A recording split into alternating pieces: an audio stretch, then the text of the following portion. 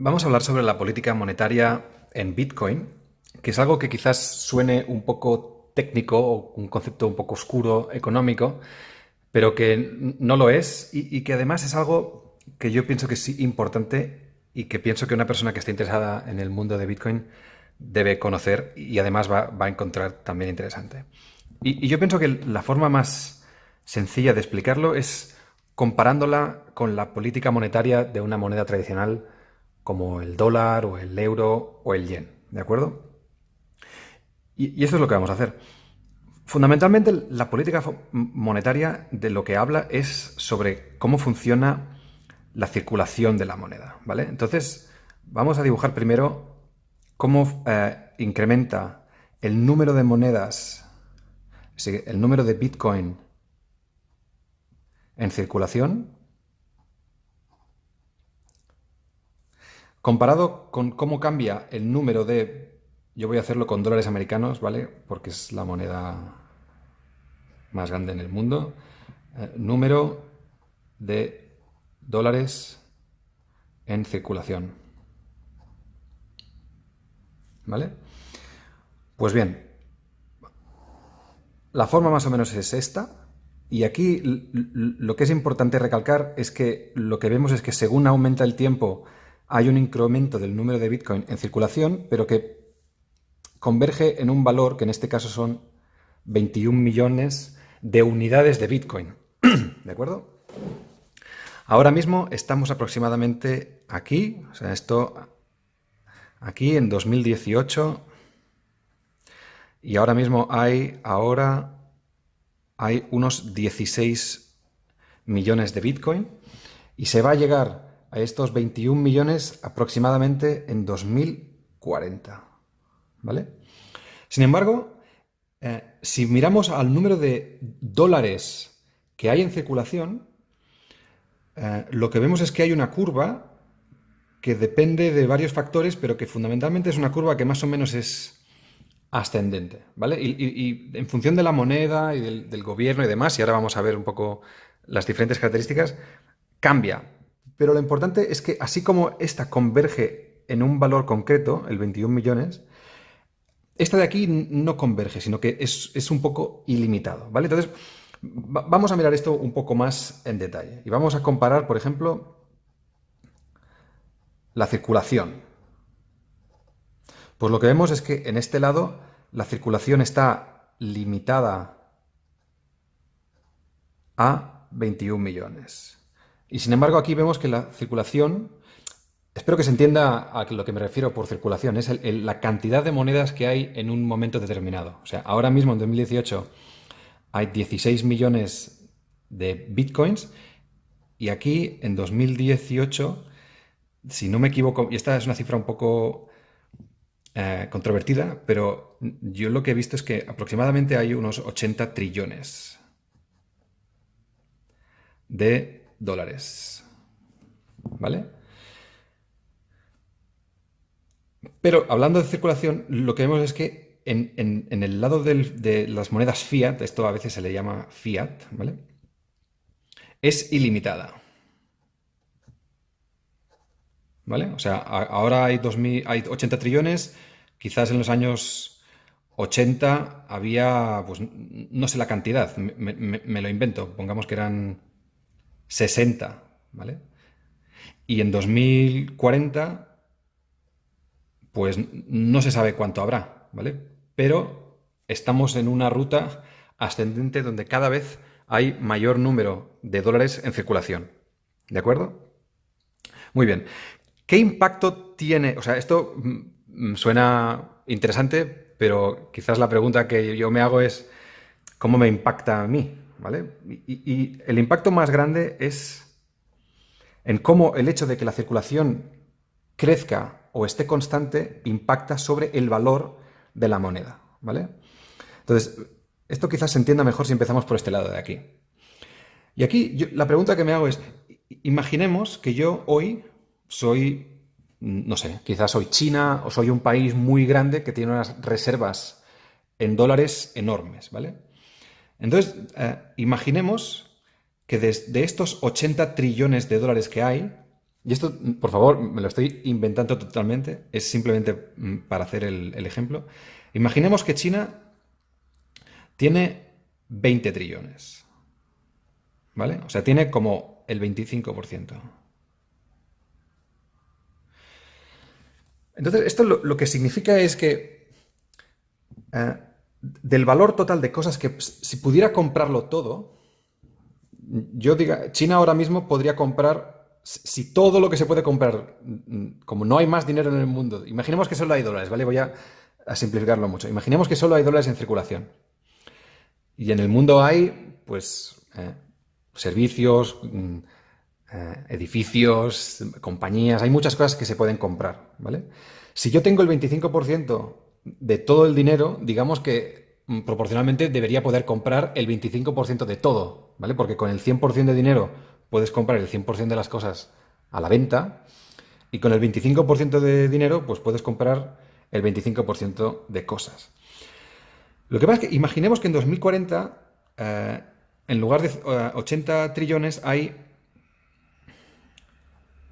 pongamos que hay 100, porque Estados Unidos ha ido imprimiendo dinero, ¿vale? Y de hecho es algo que viene haciendo de hace un tiempo y en particular a raíz de la crisis en 2008 con Lehman Brothers y toda la burbuja crediticia, pues parte de las medidas que se adoptaron para salir es la impresión de dinero, ¿vale?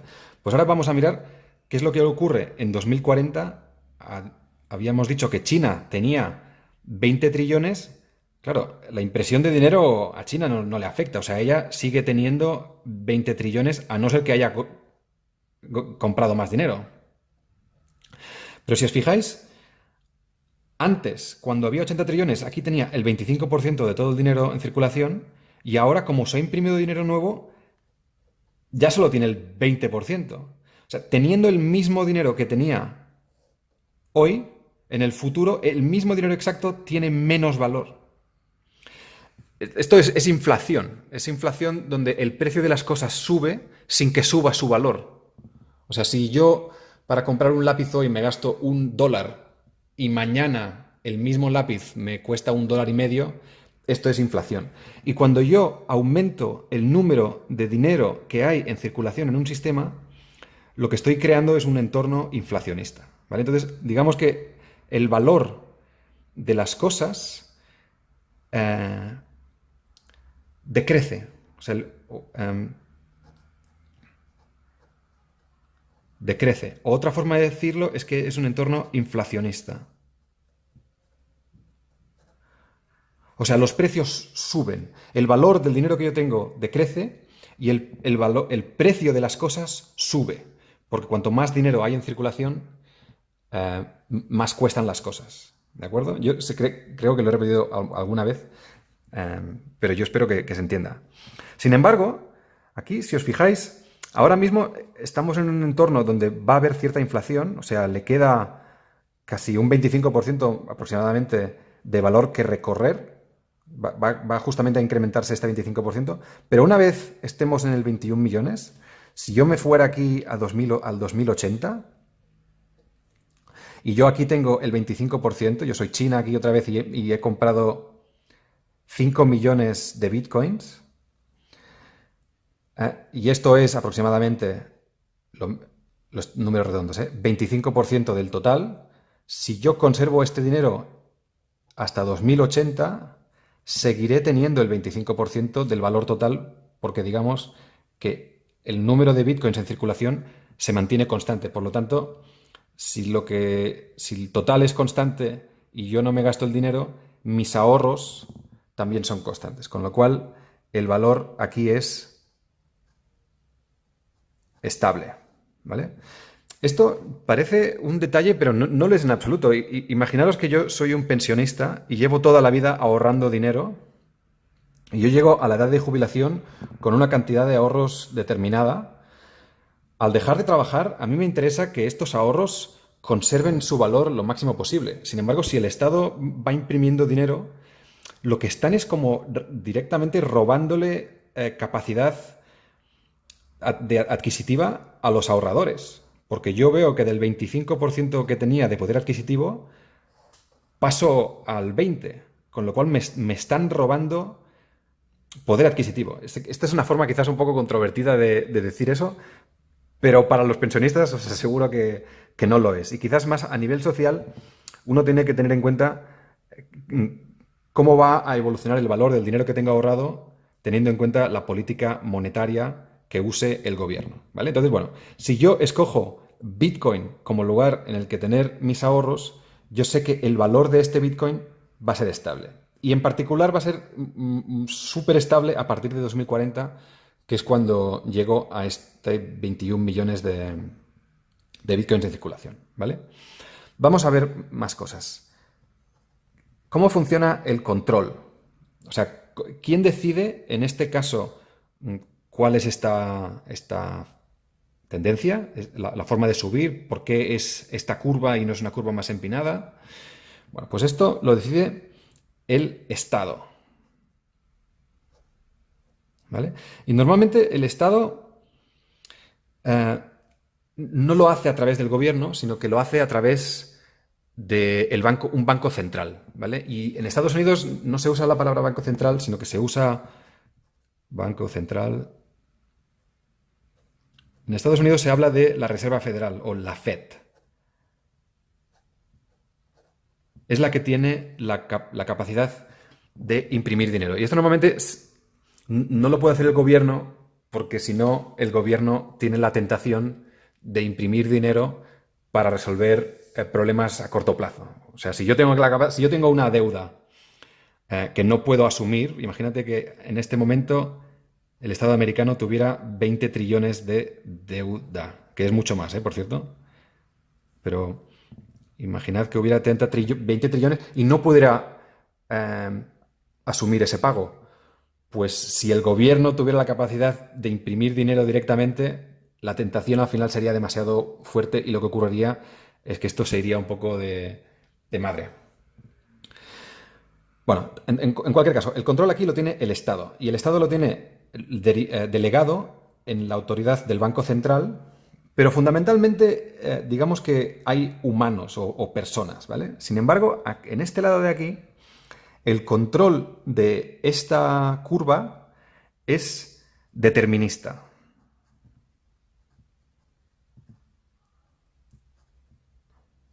Y viene fijado por un algoritmo. Vale, esto es importante porque yo, si estoy haciendo planes a largo plazo, en particular en relación a mis ahorros, a mí me interesa bastante saber cuál va a ser el ritmo de crecimiento de monedas en circulación, porque esto me va a impactar mucho en la inflación. Y yo, si espero una inflación del 2%, quizás voy a hacer cosas muy distintas que si espero una inflación del 10%.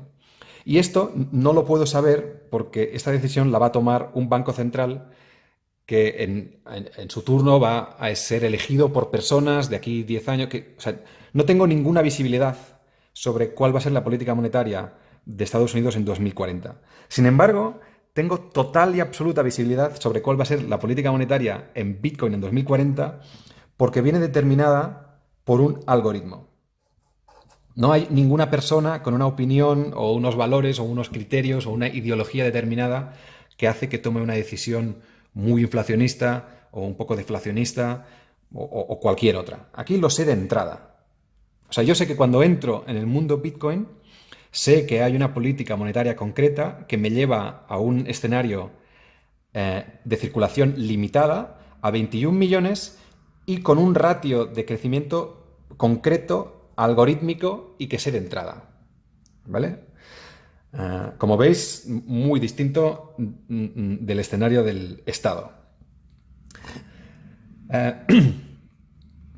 Hasta aquí hemos hablado de muchas cosas, pero vamos a tratar de resumir un poco cuáles podrían ser los beneficios de una política como esta o una política como esta y cuáles podrían ser los riesgos, ¿vale? Y aquí esto sí que es una parte que es... Yo no soy economista, yo voy a contar lo que a mí me parecen ventajas e inconvenientes, pero yo os recomiendo obviamente que hagáis vuestra propia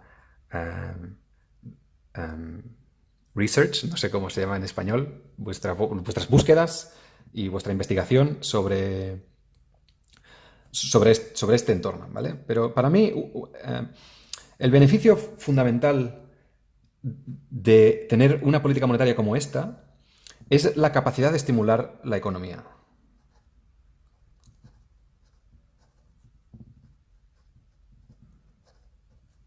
La economía. Fijaros que en 2008, hablábamos antes de lo que ocurrió con Lehman Brothers y casi la catástrofe que hubo por la burbuja crediticia y la burbuja que hubo inmobiliaria. Sin embargo, hubo un momento en que parecía como que la gente iba a sacar todo el dinero del banco y que se iba como a colapsar el sistema. Y lo que hicieron la mayoría de gobiernos del mundo fue empezar a imprimir dinero. Y yo diría que está por ver cuáles son los impactos a largo plazo de eso que se hizo desde 2012, desde 2008 hasta ahora. Todavía siguen imprimiendo bastante dinero. Pero por lo menos a corto plazo, digamos que se salió del bache. Y obviamente mucha gente va a decir que esto solo lo pueden decir unos pocos, pero yo creo que deberíamos estar de acuerdo que si miras las cifras generales en términos de gente en paro y el Producto Interior Bruto de Estados Unidos o de muchos países europeos, de ese momento comparado con ahora, la situación ha mejorado, ¿vale? Y en parte ha mejorado por la capacidad que tuvo en ese momento el gobierno, a través de su Banco Central, de inyectar dinero en la economía de modo que pudo contrarrestar el pesimismo generalizado que había. Pero como había tanto dinero en circulación, pues al final las cosas se enderezaron. Entonces, digamos que esto sería una cosa positiva del lado de este modelo. Lo contrario podría decirse de esto de aquí. O sea, aquí la desventaja que tiene este modelo es que no puedo estimular.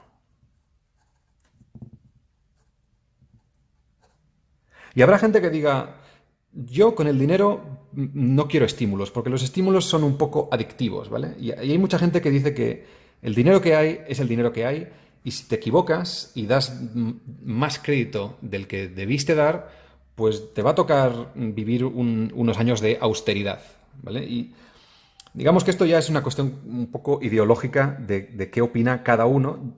Yo, de verdad, lo que me gustaría subrayar sobre todo es ¿cuál es la diferencia entre estas dos? Yo no trato de convencer de cuál es la mejor, sino por lo menos de que la gente entienda de que realmente es muy distinta la forma filosófica que hay detrás de Bitcoin comparada con la que hay detrás de una moneda tradicional. Bueno, hemos hablado de la capacidad de estimular versus la capacidad de no estimular. Sin embargo, aquí lo que veo es que aquí tengo un riesgo inflacionista moderado, pero hay un riesgo de que haya hiperinflación, ¿vale? Y yo creo que muchos habréis oído hablar sobre, por ejemplo, la República de Weimar,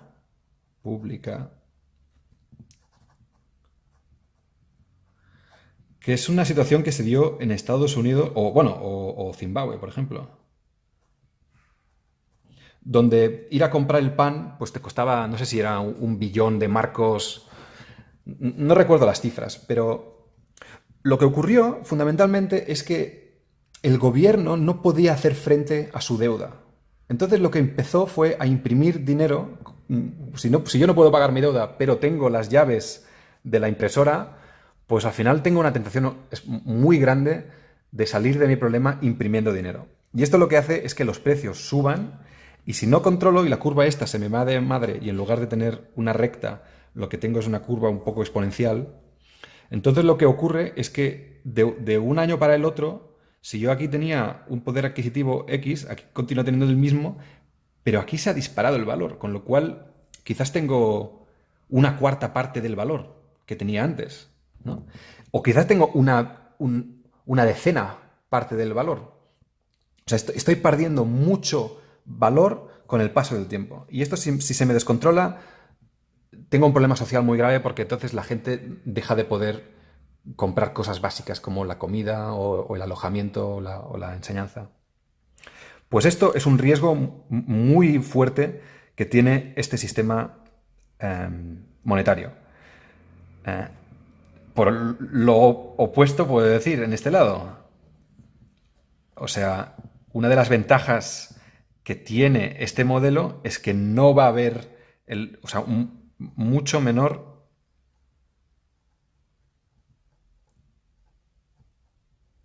riesgo de, y yo lo voy a llamar burbujas crediticias.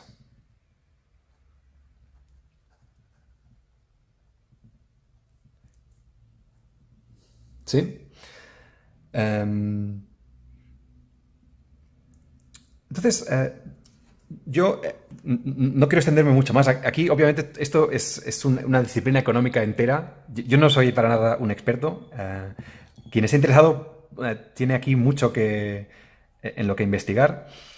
Yo quizás lo resumiría finalmente con cuál es la ideología de uno y otro. Y yo creo que esta es. Aquí hay una ideología fundamentalmente intervencionista y de poder al Estado. Y aquí hay una ideología más libertaria y de poder al individuo. O sea, si os fijáis, eh, y esto, hay una persona muy famosa que se llama eh, Keynes o Keynes, y quizás os suene cuando se habla de políticas keynesianas, viene de este señor británico que básicamente lo que decía es que cuando hay problemas en la economía, el Estado, el gobierno, no el gobierno directamente, pero el Estado, la máquina del Estado, tiene que intervenir y tiene herramientas para actuar sobre la economía y de ese modo ayudar a la sociedad, ¿de acuerdo? Y esta es una de ellas, cambiar el tipo de interés o cambiar el flujo de dinero en la economía son acciones intervencionistas del Estado que deberían resultar en una mejora para la sociedad. Lo que pasa es que en el momento en el que te metes en el campo intervencionista, corres el riesgo de que quien haga la intervención no lo haga con la mejor intención y termines yéndote a Zimbabue, donde tienes a un tirano al cargo del Estado, de los bancos y del ejército, y entonces digamos que el poder de la sociedad se ha ido tanto al Estado que una vez está ahí todo concentrado, quizás puede volvérsele en contra. Y sin embargo, la ideología, pero ojo, puedes irte a Zimbabue, pero también puedes irte a Europa o terminar o en Estados Unidos, donde el intervencionismo podría argumentarse que ha tenido un resultado positivo, ¿de acuerdo? Por el otro lado, la ideología fundamental de este tipo de política monetaria es libertaria en el sentido de a mí me gustaría que el Estado se metiera en mis asuntos y en particular en mis asuntos económicos lo menos posible, ¿vale?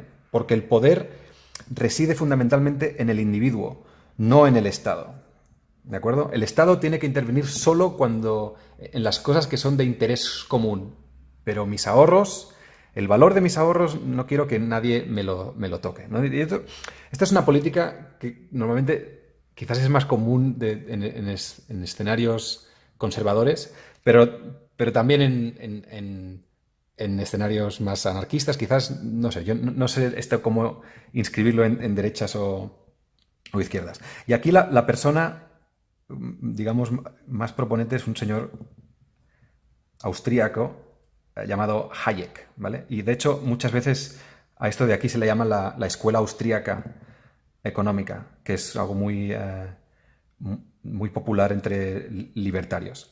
Bueno, yo me olvidaba una cosa que sí que quiero remarcar, y es que esto no ha sido siempre así. Estados Unidos, o sea, cuando digo que no siempre ha sido así, me refiero a que no siempre los dólares, por ejemplo, han tenido esta política monetaria. El dólar hasta la década de los 70, no sé si fue en 1974, hablo de memoria, quizás me equivoco, pero creo que fue sobre los 70, Nixon sacó al dólar del patrón oro. Es decir, en el pasado, cada dólar podía intercambiarse por una cantidad determinada de oro. Si os fijáis, la cantidad de oro que hay en circulación es finita. O sea, hay una cantidad, a pesar de que yo mine oro a lo largo del tiempo, con lo cual yo puedo decir que la cantidad de oro disponible en cualquier momento va creciendo, es finita, ¿vale? Es un escenario un poco así, donde cada vez hay más, pero no depende de lo que nadie decida. O sea, el oro que hay es el que hay, ¿vale? Entonces, famosamente Nixon quitó al dólar del patrón oro y digamos que hizo esta mutación donde el dólar pasó de tener esta forma de circulación a esta de aquí. Y esto no es un detalle porque lo que ocurrió fue que la economía se disparó. O sea, si miramos el crecimiento que ha habido desde que el dólar salió del patrón oro hasta ahora, el ritmo de crecimiento ha sido un poco de esta forma de aquí. O sea, digamos que antes iba creciendo a un ritmo X y al salir del patrón oro se disparó. Y esto es algo que se puede ver no solo en el dólar. O sea, cuando lo hizo Francia, cuando lo hizo Alemania, a medida que los distintos países fueron saliendo del patrón oro, si tú miras el Producto Interior Bruto de ese país antes y después, se podría argumentar que el nivel de crecimiento cuando no tienes esta limitación es mucho mayor. ¿De acuerdo? O sea, que quizás deberíamos añadir velocidad del progreso. En este escenario es rápido y en este escenario es más lento. O sea, realmente esto podría verse como algo un poco más conservador. El dinero, el valor de las cosas es el que es, y quizás esto va a hacer que cuando tenga problemas los sufra más, porque no puedo estimular, pero voy más despacio, porque no tengo flexibilidad. Pero voy más seguro, ¿no? Y que haces aquí cuando aprendo una lección, la aprendo de verdad. Y cuando tropieza con una piedra, como no va a venir el papá Estado a sacarme del problema, pues probablemente no lo vuelva a repetir. Sin embargo, aquí tienes un cóctel distinto. Tienes una situación donde el progreso va a ser más rápido, donde tienes riesgo de que el Estado abuse del poder y le robe poder adquisitivo a la sociedad, pero tienes la capacidad de estimular la economía si las cosas van mal, y además, de forma más o menos empírica, podemos decir que la velocidad del progreso es más rápida. Yo creo que he estado hablando mucho más de política monetaria y teoría económica que de Bitcoin, pero espero que haya sido de interés. Yo realmente pienso que es algo importante y sobre todo creo que subraya una cosa, y con esto termino, y es que para una persona que esté considerando comprar Bitcoin, yo pienso que la pregunta no es si me quedo con Bitcoin o si me quedo con Fiat.